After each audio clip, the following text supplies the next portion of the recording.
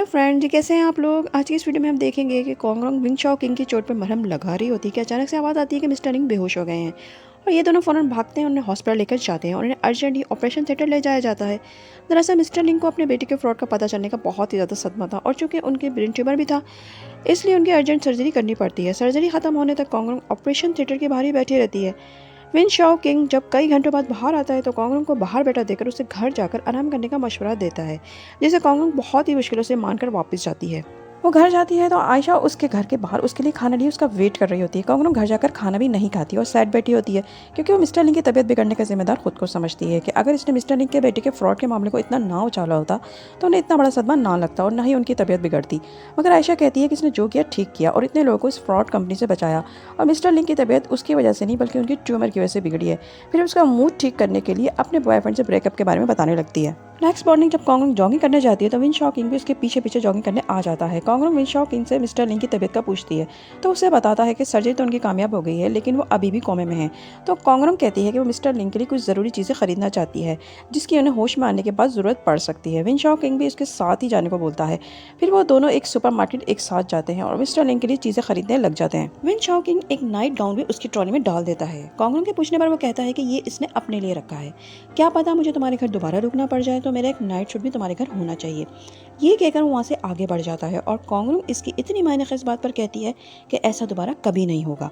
फिर वो मिस्टर लिंग के रूम में ज़रूरत की लाई हुई सब चीज़ें रखने लगती है और उनके पास बैठकर बोलती है कि ये सब मेरी वजह से हुआ है, इसलिए मैं अब आपका ख्याल एक बेटी की तरह रखूंगी। और ये बातें अंदर आते विन शाओ किंग भी सुन लेता है और उसके फेस पर स्माइल आ जाती है।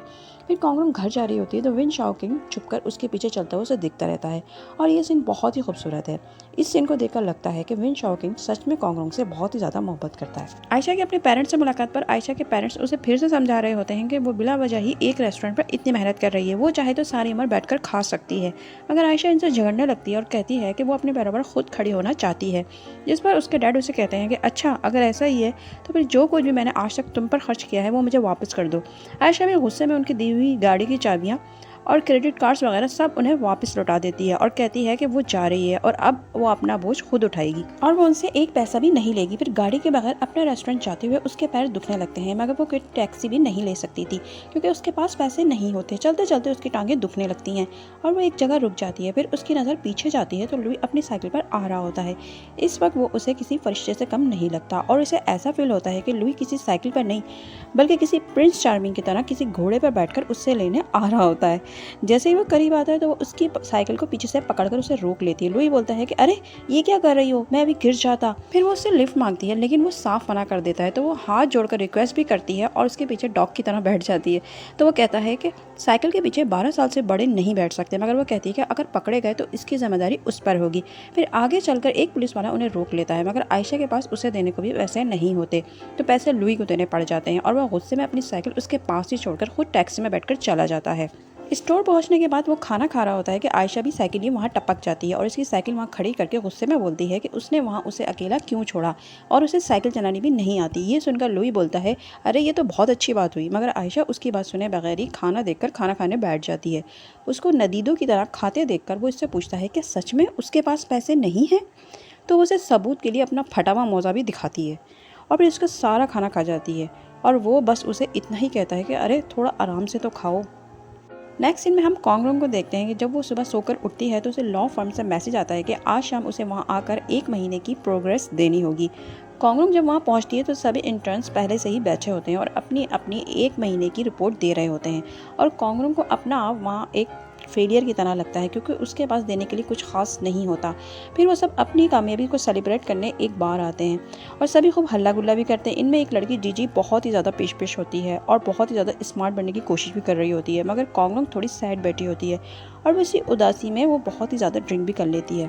और फिर वहाँ से घर वापस जाते हुए कोंगरोंग एक जगह बैठ जाती है क्योंकि मिस्टर लिंग के होश में ना आने की वजह से उसे ऐसा लगता था कि वो अपनी इंटर्नशिप में कभी कामयाब नहीं हो पाएगी। वो ऐसे ही सैड बैठी होती है कि उसके मोबाइल पर विन शाओ किंग की कॉल आ जाती है और वो उसे बताता है कि मिस्टर लिंग को होश आ गया है। कोंगरोंग के फेस पर ये सुनते ही स्माइल आ जाती है। पीछे से विन शाओ किंग कोंगरोंग का नाम पुकारता है तो वो पलटकर देखती है तो पीछे ही खड़ा होकर उसे कॉल कर रहा था। कोंगरोंग फौरन खड़ी हो जाती है और खुशी में बेख्तियार भागती हुई जाती है और उसके गले लग जाती है और मिस्टर लिंग के होश में आने पर उसे थैंक्स कहती है, मगर विन शाओ किंग उसके इस रिएक्शन पर शॉक रह जाता है। फिर वो भी उसे इस तरह हक करने पर उसका शुक्रिया अदा करता है। कोंगरंग खुशी में रोने लगती है। फिर वो उसे घर छोड़ने जाता है तो गाड़ी में बैठकर भी कोंगरंग उसका बार बार थैंक्स ही कहती रहती है और उसकी बार बार तारीफ भी करती रहती है कि वो बहुत ही अच्छा डॉक्टर है।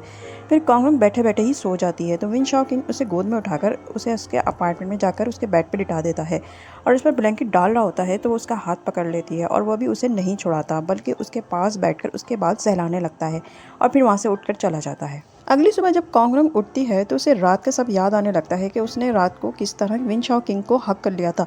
फिर वो अपने आप को कोसने लगती है कि ये उसने क्या कर दिया। इतने में उसे विन शाओकिंग का हॉस्पिटल जल्द पहुंचने का मैसेज आता है तो वो जल्दी से तैयार होकर कॉफ़ी शॉप पहुंचती है और कॉफ़ी ख़रीदने के बाद जब पेमेंट करने लगती है तो शॉप वाला बोलता है कि उसकी कॉफ़ी की पेमेंट हो चुकी है। वो हैरान होती है कि उसकी पेमेंट आखिर किसने कर दी। ऐसे ही जब वो ब्रेकफास्ट ख़रीदती है तो उसकी भी पेमेंट पहले ही कोई कर चुका होता है। वो बाहर आकर किसी को ढूंढती है मगर उसे कोई नज़र नहीं आता। फिर वो कैब में बैठकर हॉस्पिटल पहुंचती है तो कैब वाला भी उससे पैसे नहीं लेता और कहता है कि आपका पेमेंट हो चुका है। फिर वो उसको एक पेपर देता है जिस पे एक अजीब सा स्केच बना होता है। वो परेशानी में आयशा को कॉल करती है तो आयशा मज़े लेने लगती है और कहती है कि मुझे लगता है कि तुम्हें कोई चाहता है। मगर कोंगरंग को उसी फ्रॉड कंपनी वालों पर शक होने लगता है जिसको कोंगरंग ने बंद करवाई होती है। वो डर के मारे नाश्ता भी नहीं करती और सामने से आते विन शाओ को देख के वो जल्दी से कॉल कट कर देती है और उसकी शर्ट वापस करती है जिस पर आयशा ने उल्टी कर दी थी। विन शाओ की बदली हुई नज़रों की वजह से कोंगरंग उससे माजरत करते हुए कहती है कि उसने कल नशे की हालत में गलती से उसे हक कर लिया था जिसके लिए वो बहुत शर्मिंदा भी है। मगर विन शाओ घुमा फिरा कर इस हक को दूसरा नाम देना शुरू कर देता है जिस पर कोंगरंग कहती है कि इसमें क्या बड़ी बात है, एक हक ही तो किया था।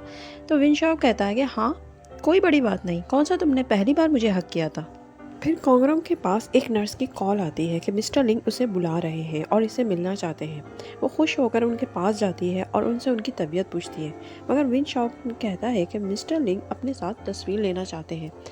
कोंगरंग विन शाओ से कहती है कि आप जाकर हम दोनों की फ़ोटो लें मगर विन शाओ कहता है कि मिस्टर लिंग कह रहे हैं कि मैं भी उनके साथ आऊं और ये कहकर वो कोंगरंग को शोल्डर से पकड़ लेता है और सेल्फी लेने लगता है।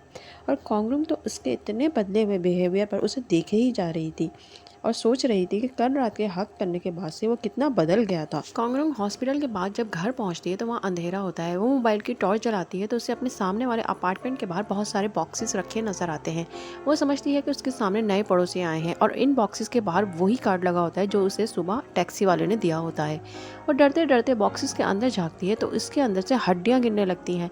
कोंगरंग की ये देखते के साथ ही चीख निकल जाती है। वो जल्दी से अपने फ्लैट में घुस जाती है और अंदर जाकर आयशा को फ़ोन करती है और इससे कहती है कि मैं अब यहाँ अकेले नहीं रह सकती, तुम प्लीज़ प्लीज़ प्लीज़ मेरे पास आ जाओ।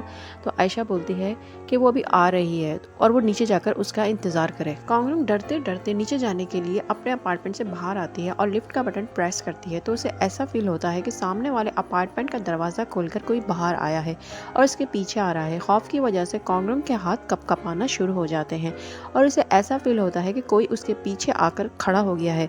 फिर उसके शोल्डर पर कोई हाथ रख लेता है जिसके बाद कोंगरंग एक जोरदार किस्म की चीख मारती है और यहीं पर यह एपिसोड भी ख़त्म हो जाती है। मिलते हैं नेक्स्ट एपिसोड में। अपना बहुत ख्याल रखिएगा। नेक्स्ट एपिसोड तक के लिए बाय बाय।